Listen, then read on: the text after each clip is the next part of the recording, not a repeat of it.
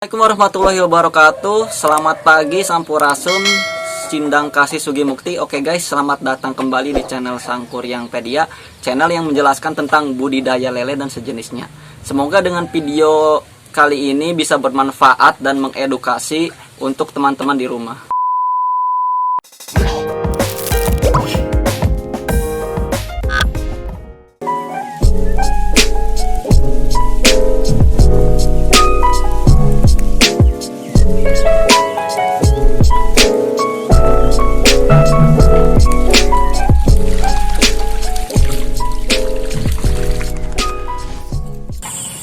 Oke guys, sekarang saya sedang ditemani oleh salah satu pengusaha budidaya lele. Nama siapa? Kang Omo. Oh, Kang Omo. Jadi Kang Omo ini dari mana? Dari Majalengka. Oh, Majalengka.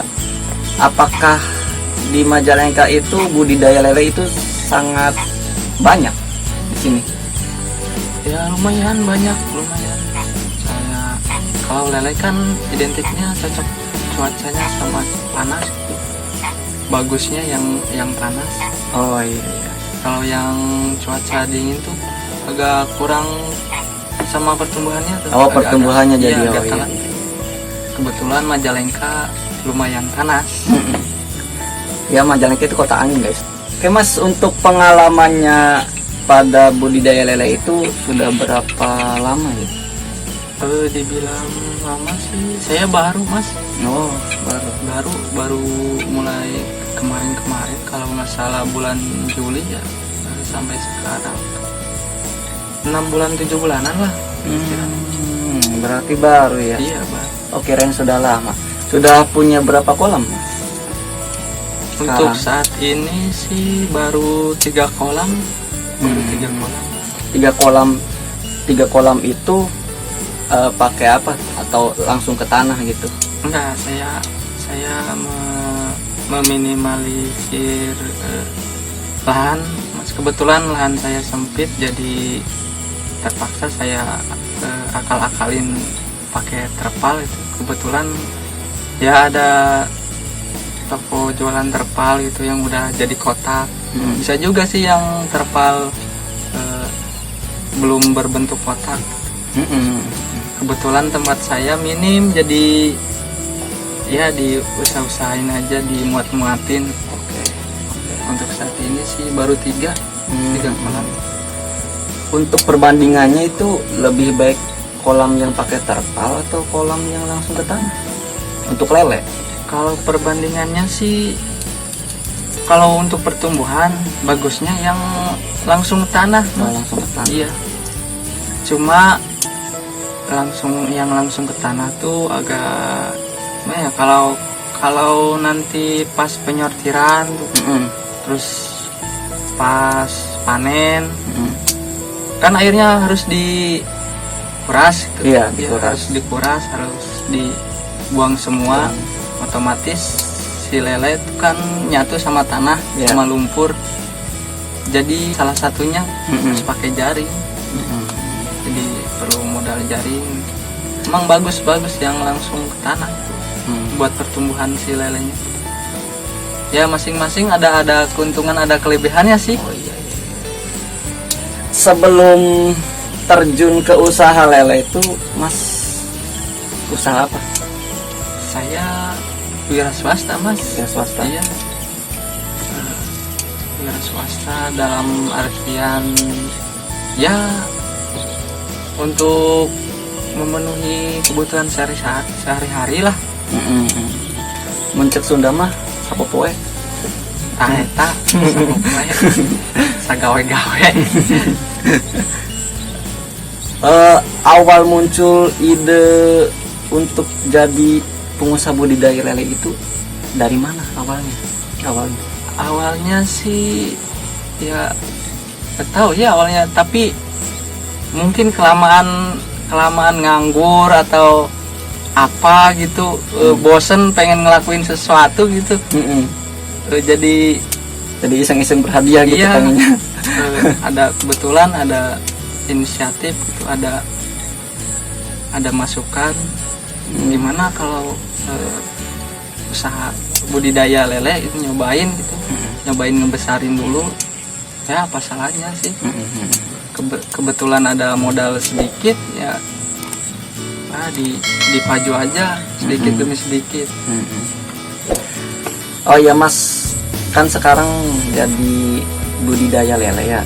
Nah sebelum ke ikan lele itu, apakah pernah budidaya ikan lainnya? Dulu sih pernah nyoba-nyoba dalam artian bukan yang seperti sekarang.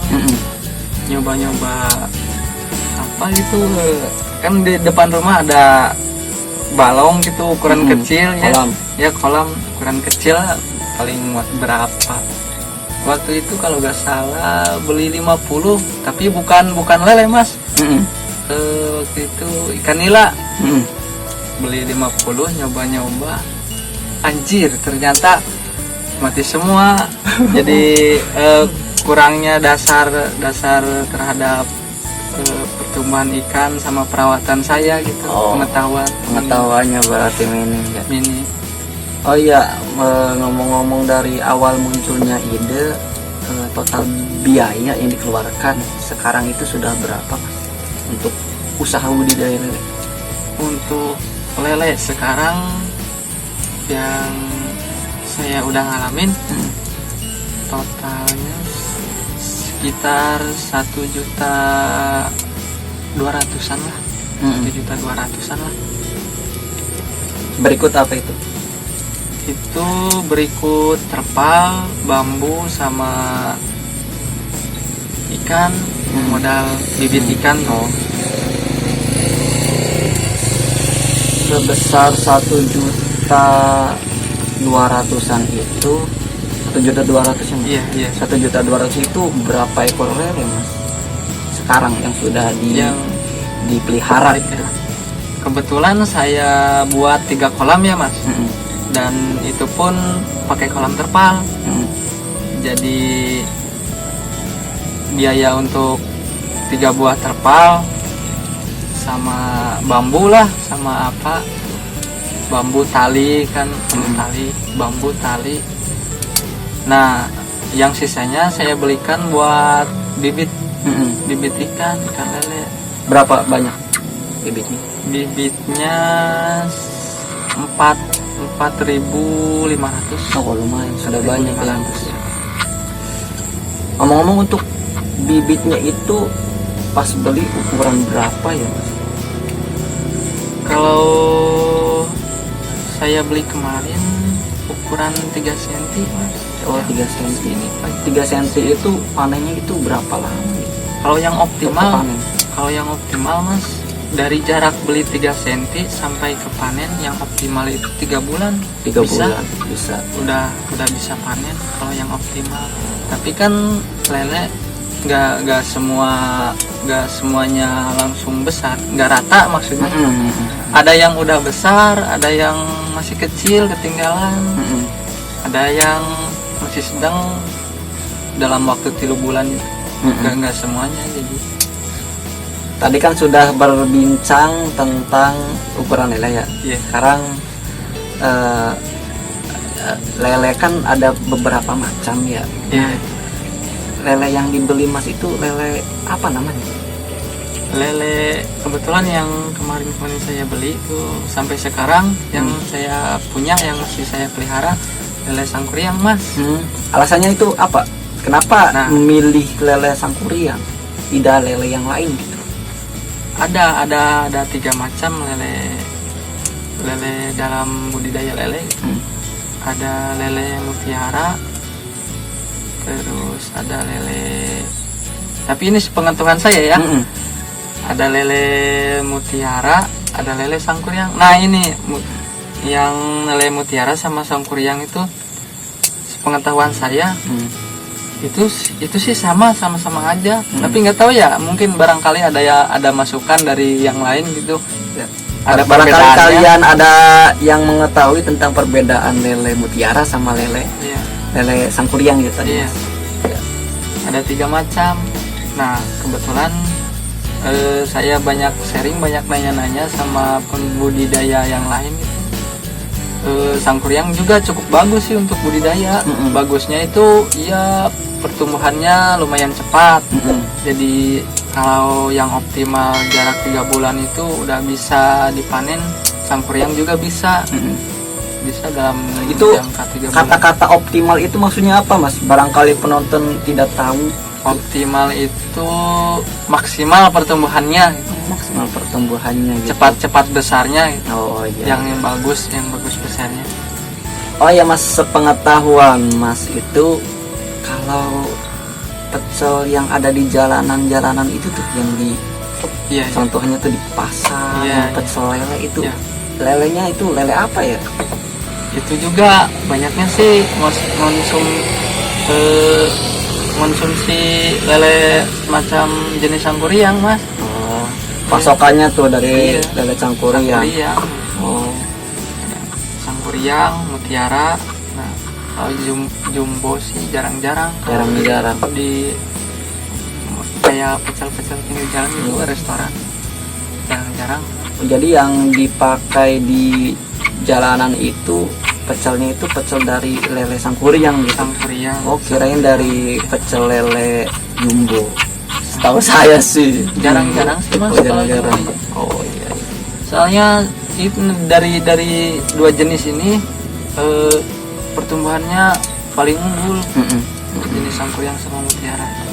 Terus rasanya juga agak beda lah. Oke. Agak beda. Sudah berapa kali panen, Mas? Dari panen, dari awal saya melihara waktu itu bulan Juli. Bulan Juli awal mulai pelihara sampai sekarang November. Kalau panen untuk skala besar sih, maksudnya dalam skala besar dalam jumlah yang saya pelihara itu baru 2 kali, Mas. Oh, 2 kali. Itu satu kilonya itu berapa lele ya? Nah, kalau udah panen gitu, kalau udah panen gitu biasanya 1 kilonya itu 12, 14, 15 itu udah bisa dikonsumsi. Maksudnya udah bisa dikonsumsi. Udah pas lah kalau buat dimasak itu. Gak terlalu kecil. Nggak terlalu besar juga. Ukuran 12. Iya, ukuran 12. 1 kilo isi 12 itu. Oh, 1 kilo isi 12, 10. Kalau 8 itu sudah agak besar, Mas. Kalau 1 kilo isi 8 itu sudah agak lumayan besar sih. Oh, sudah agak lumayan besar. Kalau lele, Mas, ukurannya tambah besar katanya ya. Bukan lagi katanya sih. Saya juga pernah nyoba. Katanya itu dagingnya kurang enak. Kalau tambah besar. Oh, bukannya ditambah legit gitu dagingnya. Bukan, gitu. kalau lele Beda itu ya. iya agak kurang tuh, Oh, iya. agak kurang itu ya rasanya. Berarti kayak mangga ya, kalau semakin dewasa Nah. semakin bosok. Nah, gitu. Oh, kayak iya, gitulah iya. kurang lebih. Kalau ukuran sekilo 12 tuh itu kan udah lagi pas-pasnya tuh. Lagi pas-pasnya, jadi terlalu kecil enggak, jadi terlalu besar enggak, jadi Kalau 10. kalau diidentikan dengan Oke Mas, pertanyaan terakhir ya. Iya. Ini tips dan trik untuk budidaya lele bagi seorang pemula itu seperti apa? Pemula ya, Mas? Iya, bagi seorang pemula. Kalau tips saya sih untuk yang pemula, kalau udah ada niat, udah tinggal hajar aja, tinggal iya. maju, Iya. nggak apa-apa sedikit demi sedikit. Iya. Maksudnya itu gak usah lah terlalu besar gitu, sedikit aja. Yang penting ada itu ada tiap hari atau tiap minggu. Yang penting ada itu. Sama dengan peribahasa ya. Iya. Sedikit demi sedikit lama-lama Nah jadi. itu. Oke. Terus aja paju sambil nanya-nanya gitu, sambil nyari wawasan. Syukur-syukur kalau ada teman atau tetangga yang udah ngalamin gitu, Sharing gitu. sharing gitu. Syukur-syukur kalau udah ke situ. Nah, yang pertama itu niat. Iya. Yang keduanya itu apa? Ya lakuin. Oh, lakuin. Ya tadi. kalau nggak Oh, iya. nggak dilakuin Oh, iya. ya gimana mau nyobainnya gitu, Iya, gimana mau tahunya. Iya. Kayak saya contohnya, saya jujur saya nggak punya dasar, nggak punya apa-apa soal ikan lele. Udah nekat gitu. Iya, enggak, cuma memanfaatkan internet gitulah. iya. Sama punya kenalan juga nggak punya sih.